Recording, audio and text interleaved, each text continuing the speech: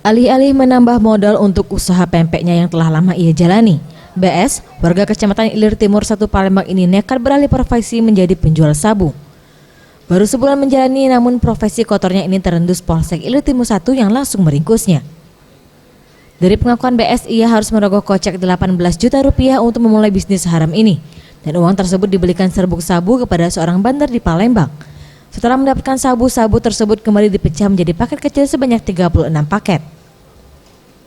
Kapolsek Ilir Timur 1 Kompol Edi Rahmat menjelaskan, selain sabu, Basri juga menjual ekstasi.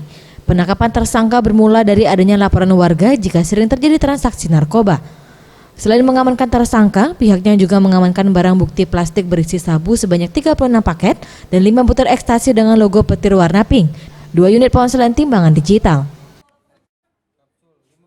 Tindak pidana narkoba, jadi berdasarkan informasi dari masyarakat bahwa di Kelurahan 13 Ilir ada pelaku peredaran narkoba. Ya, jadi kita melakukan penyelidikan, kemudian kita lakukan penggeledahan, dan pada saat digeledah tersangka yang berinisial BS ini ditemukan di rumahnya berupa paket sabu-sabu seberat kurang lebih 24 gram, kemudian inek 11 butir dan 5 butir berbentuk kapsul ya yang sudah ditumbuk kemudian dimasukkan ke dalam kapsul.